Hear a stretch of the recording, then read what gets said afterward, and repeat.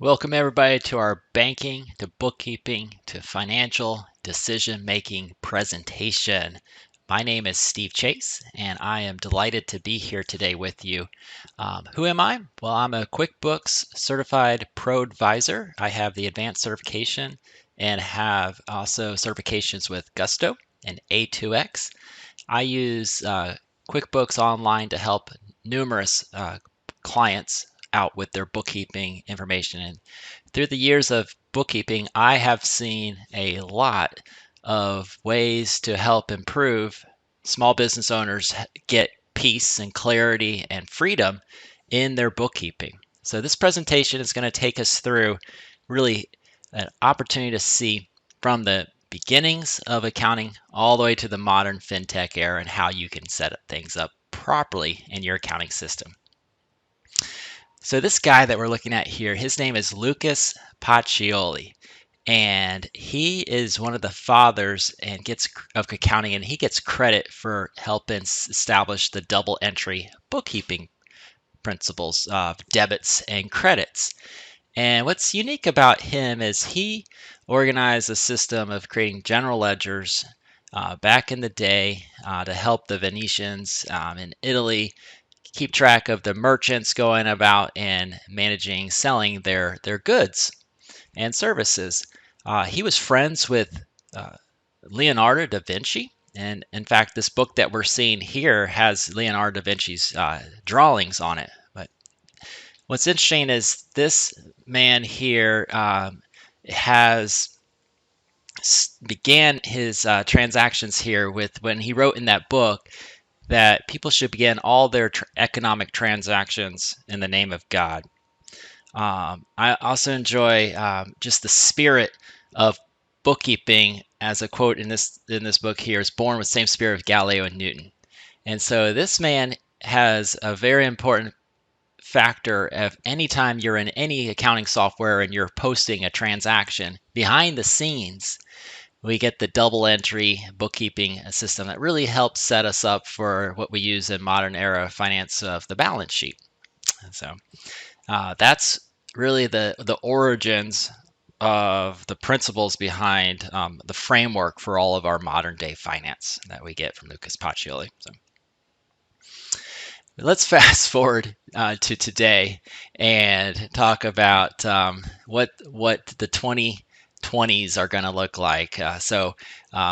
Banking has a huge role with bookkeeping, and it's just amazing how fast things are changing. But if you want to take a kind of a broad scope backwards, since the 1950s, a lot has changed with fintech.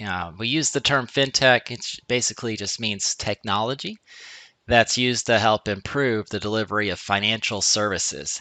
So let's take you through a quick little tour of what's happening with fintech since the 1950s, things that we take for granted, but at one point was revolutionary, So for example, how about using a credit card? We don't think twice about using a credit card or going to the ATM to get a bank money taken out. It's 1950 was when the first credit card was established using the diner card. 1967, the first ATM machine was developed by Barclay. The 1990s had a revolutionary where people could start doing personal home finance and keeping track of things they never could have done with organization revolving around saving documents and files on a personal PC. In 1999, there's a huge threat to what a lot of folks thought was going to be a catastrophe of 1999. The clock's turning to 2000, and the programmers didn't design computers in the early days to hold 4 numbers. Instead, they held 2 numbers. So there was a thought that things could blow up. If you didn't get the new technology, you'd be left in the dust with old computers and so forth. But turned out to be not really a big deal after all. 1990s also saw a boom of QuickBooks and Intuit. QuickBooks desktop software was very popular as well, starting out as well. 1998, PayPal launches. That was a big deal. that you could do transactions online without sharing your banking credentials. It could act as an intermediary, third-party processor to get a payment to a seller and buyer can connect and transact without knowing any of the details behind. PayPal took care of all that exchange of dollars going back and forth between buyer and seller. In the 2000s, we have the bank feeds begin, and that has really changed the era of accounting and has given small companies tools that big companies and the corporations can use with a very fraction of the cost it would take to do this. If you were to buy your own software and develop yourself, we can get it very, very inexpensively to connect your feeds to your accounting software. 2007, Steve Jobs, we're thankful for that, for giving us powerful tools inside the banking and later, led to taking out your phone, taking a picture of a check and depositing it to your bank account, having the funds available just through a digital photograph to transmit money into your bank account with a paper check picture. Just pretty interesting how that was revolutionary. Now we might not even think about it, but just do it. 2009 Venmo launches, and that is a huge platform as well. Business owners, be aware that if you read the terms of conditions, it's not meant to pay for business. You can receive money as a business owner, but to pay for business transactions, it is not meant for business transactions going outward. So you want to be mindful of that and just use it. The point is the Venmo is a very powerful tool to communicate and transfer money back and forth, peer-to-peer. And then now we're just basically in a lot of companies now are developing AI and other technologies to develop applications that are going to help companies improve their productivity and offering their services and goods to their customers. 2020, 2021, the banks also played a huge role, and the first time ever that government programs came out to be able to set up monies to be deposited electronically into business owners' bank accounts through the Paycheck Protection Program and the Economic Injury Disaster Loan disbursements. They're still going through low interest loans, are helping folks that have experienced significant revenue losses through the COVID-19 era that we're still in today. And the point here is that these fintech banks were able to set up shop really quickly to help facilitate the flow of money into small business owners and big companies as well that took part in applying for these government grants, forgivable loans, and some that are not forgivable as well. So with that said, I'd like to share how this affects bookkeeping. Okay, so if you're a small business owner, you have to produce at the end of the year how much you made and how much you spent to acquire those sales. And that is one statement that we use called the profit and loss statement, as we're looking at here on the right. And almost everybody asks, how many of y'all like to do bookkeeping? I almost get no hands up. I'm guessing if you're watching this video, you might enjoy doing bookkeeping, but you also might be a small business owner trying to figure this out as well, and you're like this lady here. It's not really your most exciting thing to do. You probably didn't start the business to do your reconciliation, so forth, but it is important here. And I have a checklist here called Steve's 8, and I'm just gonna go over 8 things I think that are important for you to think about as a business owner to help you manage your bookkeeping better, or also be aware of things where there might be some gaps of skill sets that you can improve on. So number 1, are you using bank feeds? You should definitely take advantage of pulling in transactions into your accounting software. No doubt, if you're not using the bank feeds, you're missing out. You're missing out on a lot that can be happening to help you save time and reduce errors. So you got to have the bank feeds going on. Popular accounting software, NetSuite, QuickBooks, Xero, and others allow you to download transactions every day into your software to review and categorize. Number two, you should have electronic payments, and there should be a way that you can pay people easily online. Melio Payments, Bill.com. There are platforms available for you to, in your accounting software, you should be able to go inside your accounting software like QuickBooks, create a bill, pay a bill. Money is directly depositing to your vendor, or a paper check can be sent without you actually having to go into the quote unquote office and print a check and sign it. You should be able to pay people electronically. Got to have that capability to free you up to be able to pay anybody from anywhere in the world with internet connection. Number three, you got to have payroll sync. And so by that, the biggest mistake I see is that there are companies that the bookkeeping is just horribly wrong. When it comes into the bank feeds, that's coded as payroll taxes, and it's not split up on what the company payroll taxes are. That gets posted on the profit and loss, and the payroll nets come in and it's understated. What it really should be, the gross wages should be deductible, not the net. And so you need to have a good system where you're syncing up the payroll through a summarized journal. And all these companies like Gusto and ADP and OnPay, they're fantastic with helping you bridge that gap to communicate from the payroll processor to the accounting software, and it makes it easy for them to do all the numbers crunching and so forth. And you're just really managing the receiving of the journal syncs as they come through.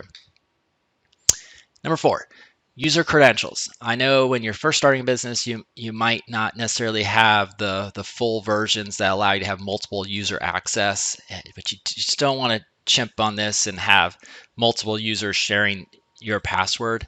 That's a huge risk, and you want to have separate users using separate passwords. So therefore, if an employee is ever terminated, it's just a switch to turn it off. The last thing you want to do is run an audit log, and everything that was happening was pegged to you because you had other people impersonating you to log into your account with your credentials. You want to stay away from that and give everybody their own user credentials, and all these software programs should have ways to create user licenses within the software applications you're working with.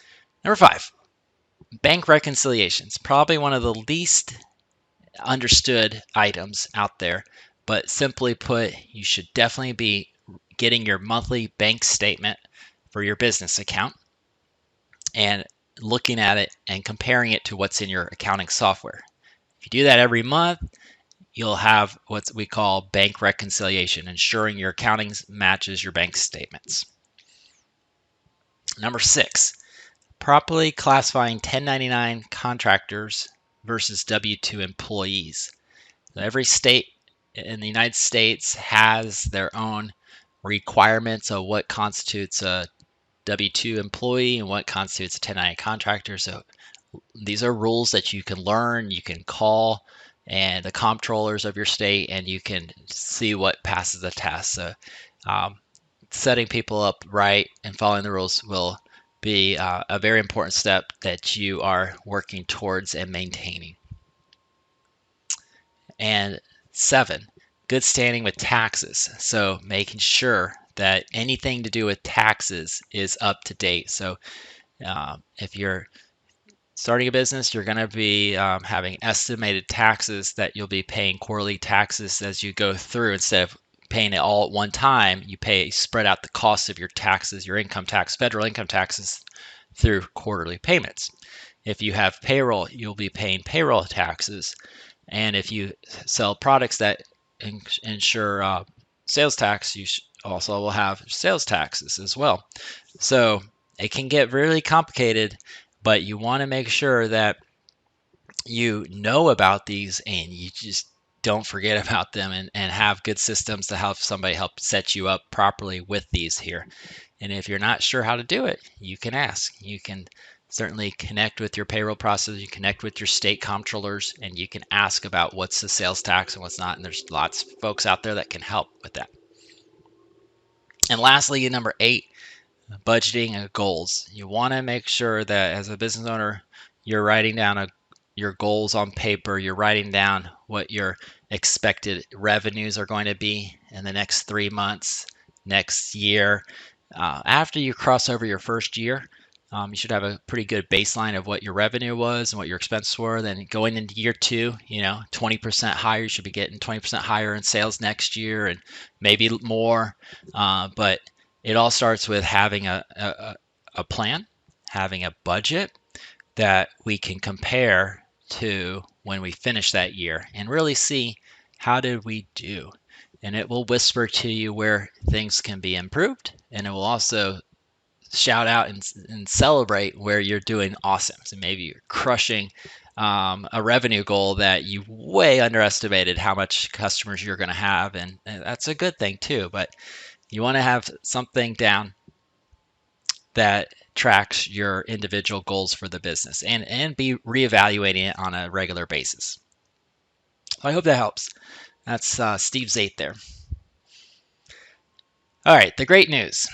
We have bank feeds. So if you aren't using bank feeds, you can connect to multiple locations to pull in your transactions on a regular basis. And so there's no excuse that you can't get those out. Okay, even Microsoft Excel has bank feeds in there. You can link up your bank in there and have transactions posting in there. Each row equals a transaction. However, the not so good news is not all banks are created equal. So getting bank statements can sometimes be a challenge. And so kind of know your bank, and you want to work with a good bank that's easy access to bank statements, because your bank statements are going to be very important to do the month-end reconciliations.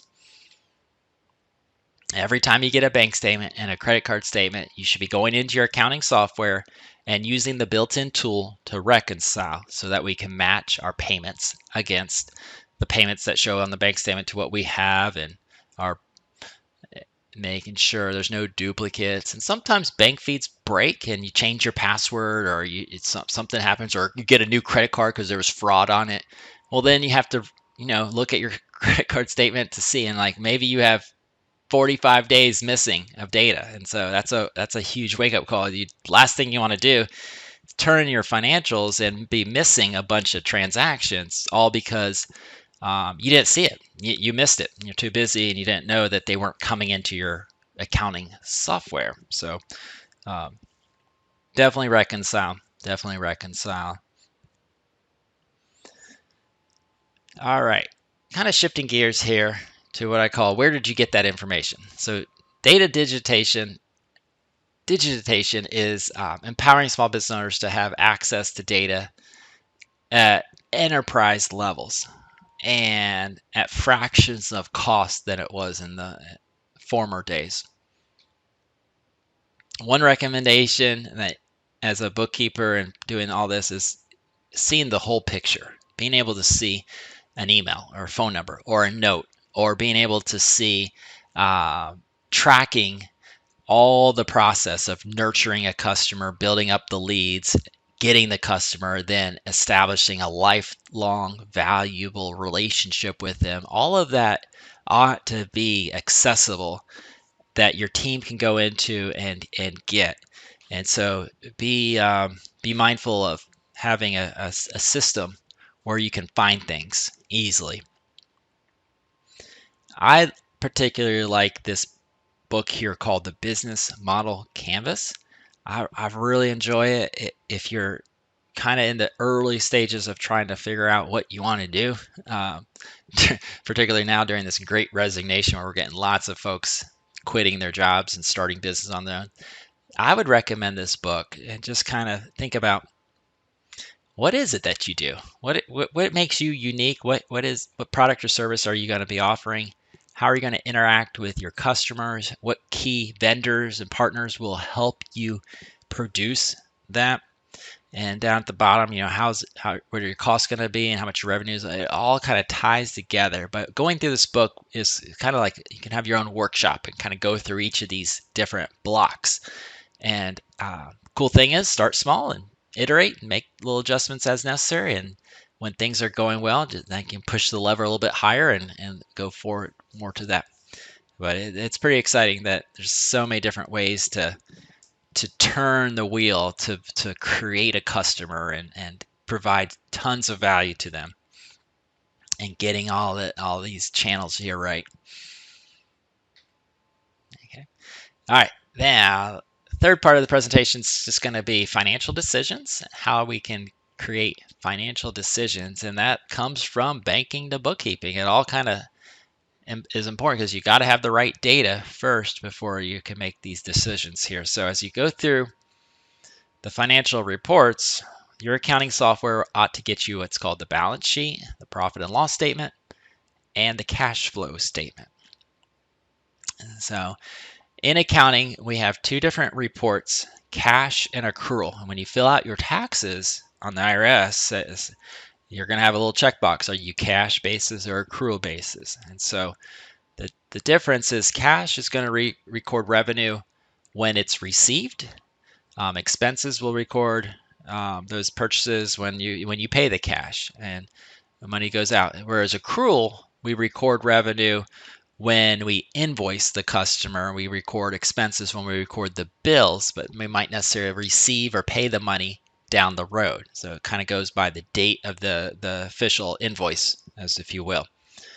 So the benefits of accrual is that it gives you a full picture of what the business is earning. It gives you better confidence knowing your books are accurate on the receivables and the payables. The disadvantage is, if it is a disadvantage, it just takes more effort and more discipline to keep a really good, tight, accurate list of records and updating it. And particularly as the business is growing, there's going to be more work to do when there's accrual basis. But many small business owners can use the accounting software to do accrual, but when they fill out their taxes, you can just switch a button and do cash based. Then it will show money in, money out, following basically the bank statements. So cash basis, you pay taxes on what you actually received in invoicing. So in other words, if you have 3 invoices that are still not paid as you close out the year and you go into the new year,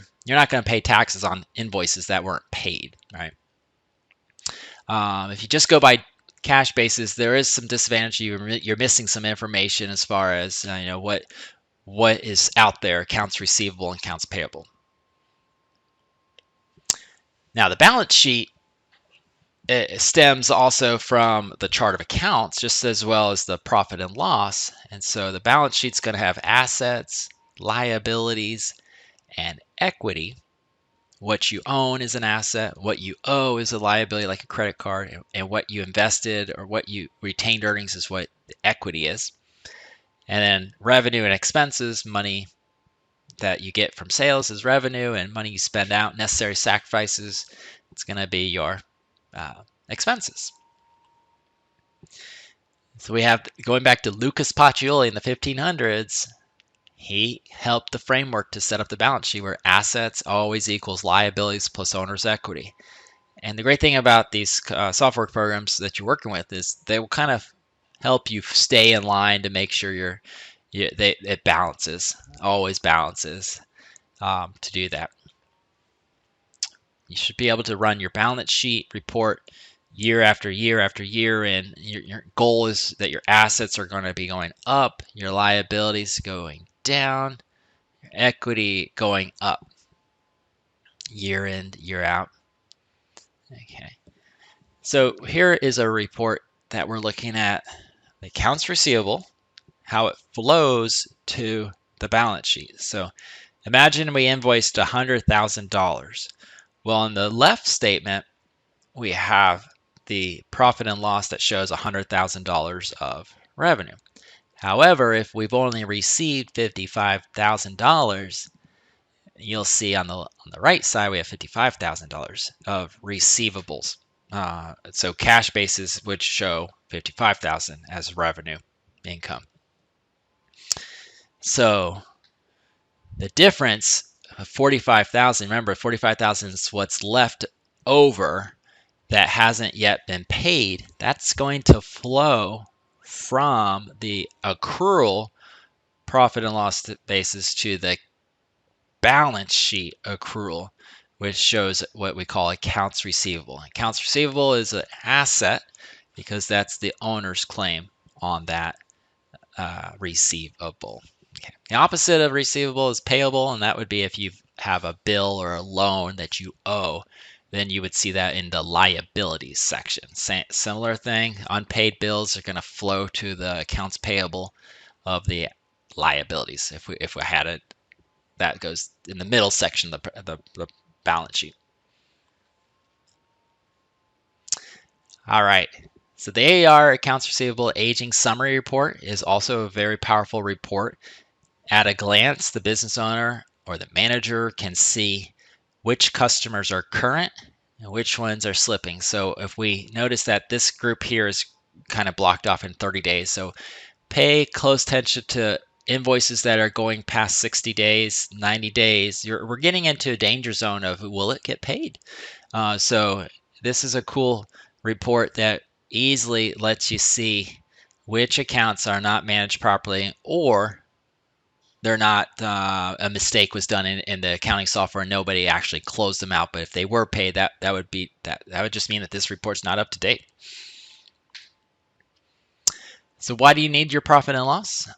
Business tax returns. If you're going to be getting a loan, they're going to want a profit and loss. If you're going to want to sell the business, and my favorite, as a tool or a guide to show the journey you're on, the progress you're on, and especially when you compare it to year after year, month after month, or kind of looking at if your business is seasonal, you can go back in time and see what you made in the last 5 weeks of maybe Thanksgiving, Christmas era, kind of New Year's holiday season. You can look at last year, compare it to what's coming up, and you can see, okay, I should expect this and that. It's a great tool to use to help guide the company. Same company, different report methods. There's nothing wrong with showing the software, either one. You should be constantly kind of flipping back and forth, and just be mindful of whenever you look at a profit and loss statement, the first thing you want to do with your eyes is go down to the footer or the header and see what style it was, what basis is it, because it would be a big world of difference if you were assuming you're on accrual but you're on the cash basis. Yeah. As you can see here, profitable accrual, negative cash basis on the net income. So the cost of goods sold is another item to be mindful of. Certain businesses do have to pay for products, raw materials, technician labor, direct labor. That is all part of the income. So having a cost of goods sold gets us our gross profit, and it's basically from the top. So you got your top revenue, and then if there's money that's associated that you're basically if you're paying for something that's directly because there's a customer sale influencing it, that's a cost of goods sold. Looking down at the profit and loss statement, rent, if you're paying for rent the same amount every month, whether you have one customer or 100 customers, that's just a straight expense. But if you have to buy additional raw materials to support customers, that's where the cost of goods sold would be in there. Also, freight and shipping charges often fall under the cost of goods sold as well. So knowing your profit margins is another ratio that a smart business owner is going to be paying attention to. And your reports ought to have a click of a button to be able to get this calculation in here. Simply take your income. In this case, we have $69,000, $614 of revenue. And so we can take our gross profit number and divide it by the total revenue. Or we can take the bottom line number, the net income, and divide it by revenue. So I like these because they kind of whisper to you what's going on in the business. And first you can compare it to yourself, and you can also compare it to your industry as well. But definitely the goal is to have a positive profit margin, and then every industry is going to be different on the margins. Some are very small but do lots and lots of sales, like with the Walmarts out there, and some have a very high, like a knowledge economy worker that doesn't have a whole lot of direct cost and labor and working with their knowledge. They might command a very high profit margin. And so just kind of knowing where you're at, and that will help you out and see kind of the momentums of the business of what direction you are. Definitely wanting to grow that profit margin up. So QuickBooks releases a small business cash flow survey every month. Constantly I read these, and it's always about the same. Businesses struggling with cash flow, companies not receiving all their income. Disorganized cash flow can really kill a business. That's the lifeblood of a business, the blood flowing in and out. You've got to keep the cash flow going. So staying on top of your cash flow is a valuable skill set. Using accounting software to do the right invoicing and staying organized will help. There's a lot of other options too as well, but just notice that it's not a pretty picture for every 100 businesses that start up. It's not a very pretty picture that they'll still be in existence in 5 years from now. So one of the advantages you can do is you can budget, you can have plans, you can write them down, you can have hopes, of course, in your head, you can have goals, you can go through kind of like what's the worst case scenario, what is the most risk that could happen, and suddenly you might see it's not so bad. It might not be so bad after you like talk it out with an advisor and or a spouse or a confidant, and then you dream about your best case scenarios. But like a roller coaster, it can be an up and down, very very hard sometimes to stomach what's going on and having the guts to push through an extended endurance on something. And then there can be days that just it's exhilarating and exciting and thrilling to do what you're doing, to offering a product or service that you love, that it keeps getting better because your customers help you get better. And so I find most successful business owners have plans, hopes, and goals. They write that down. They constantly are trying to improve their service or offerings or products and goods to their customers, and they're willing to hear feedback. And so there's also confidence as well, which plays a big role into continuing on with something. I kind of like information without application leads to frustration. Just know that there's lots of help out there. There's help within all the different software applications. There's help with the government, state and local. There's help with SCORE is a good one. Your local SCORE is nonprofits that have workshops around the country and online. But definitely seek out ways to improve skills and go after, prioritize, and go for it. Try to make some change. Can't change everything in one day, but that going back to that Steve's 8 list, you can make one of those changes today and build off of that. And when you kind of shrink the size of the mountain, your mindset it's a good feeling when you can get out there and accomplish a small win and get as many quick wins as you can to build momentum and going forward.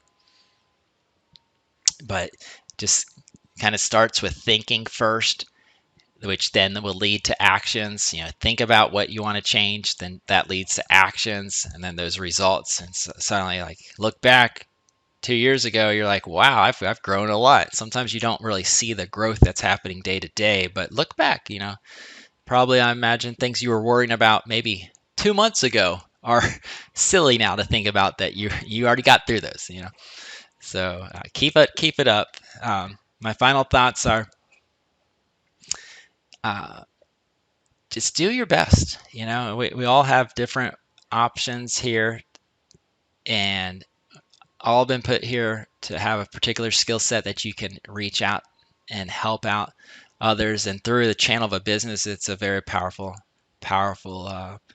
options to as a business owner. You have a lot of ways that you can really do good in your community and the employees, contractors that you hire out here. So here's a photograph I took of the Rocky Mountains this fall. It was a delightful time up there. And that's really all I have to share today. And so thanks for watching. You can email me at stevechase@sequentialsolutions.com if you have any questions on this. But again, thanks for watching.